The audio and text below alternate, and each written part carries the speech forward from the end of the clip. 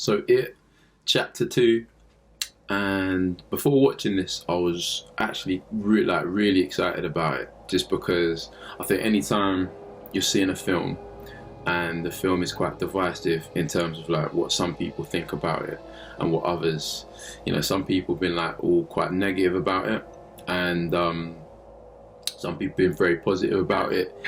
So I think anytime you go and see a film like that, it gets me very excited, because it's very divisive, and not everyone's singing its praises, not everyone's talking it down, and at the same time there's a lot of people just talking about it. So even before going to watch it, my friend who I went to watch it with was talking to me about all the lore. And when I say lore, I mean like the LORE lore, like as in all the background and obviously the stuff that Stephen King has written about and put out there, and a turtle who suffocates on the universe, and the kind of where it has come from, at this kind of, and like spoilers at this point, really this kind of like space entity who I think is actually a female, in terms of the actual form that it would take place in, or that it would actually be, that feeds on what it feeds on. And obviously it being 27 years later, the kind of next cycle, I think the first film was just so good as well, in so much as really creating these wonderful child characters that it was kind of this coming of age story. Reminded me so much of films like Stand By Me and The Goonies, E.T. at times.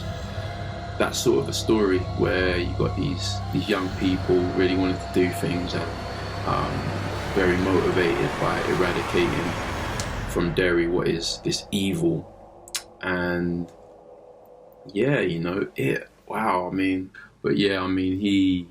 he was brilliant. I think the character that he is, and the face. Again, my friend was like talking to me about his face, and like how his family have got this special trait that they can do to like contort their faces into all manner of different movements. And for Pennywise the dancing clown, this is just like perfection, really, in so much as capturing those little quirks and moments where he's speaking to children and like trying to reel them in, and you can kind of see what he's trying to do. You can see, you can really feel what he's trying to portray, and I think big shout out to the actor for that.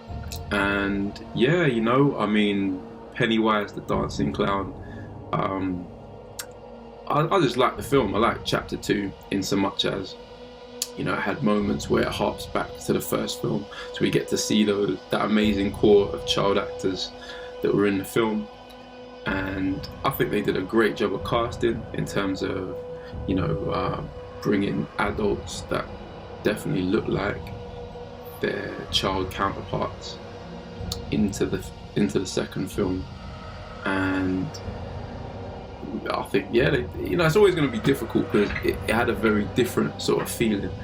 The fact that it was these older people, whereas in the first one mainly we're just focusing on the young people, and the older people, if anything, in the first film they just can't see it. They just can't, they can't see the evil. And so it was interesting that now we're looking at it from older people's point of view, keeping up with their lives, what they've been up to, from the different careers, from like working on film sets to becoming comedians. And that was interesting in itself. But it was just, I felt like a long film. I'm a fan of a long film, particularly if there's a lot of story to get through. And again, this is to do with the ending, but seeing it in the that alien form with the 3 lights, and I'm not sure if that's the way it is in the book, but just that whole idea of like another species, and I didn't even know, it was gonna be kind of space age and alien type stuff. This was all new to me. So I really liked that. I really liked that element. No one had spoiled it for me. No one had told me that was something that was going to come about. So, like I say, I was really quite happy about that. And yeah, just seeing how, if you tell someone they're not what they think they are, you could just see them literally shrink. And basically, the way the ending was, like, I was a big fan of that. I actually really liked it. And then they were able to destroy, move on, and I think only one of them died. Only one of the guys died.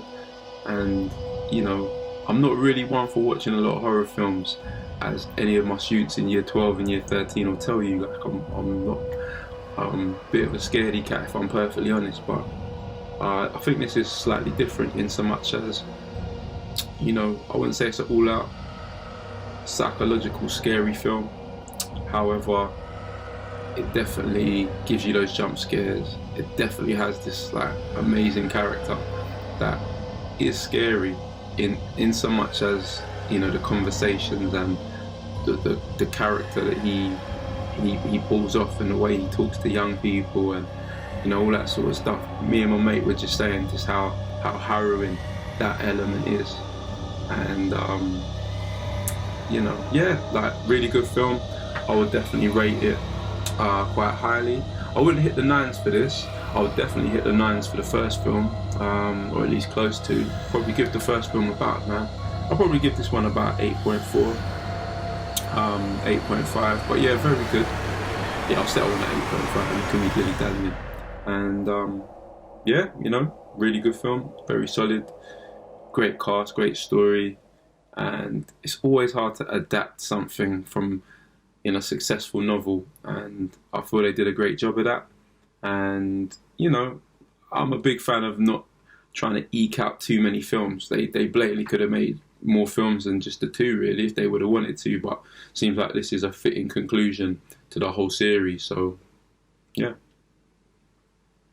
Oh, also, yeah, going to be keeping up the Top Boy videos. They're going to be coming out every Monday. There'll be another one coming out in a couple of days.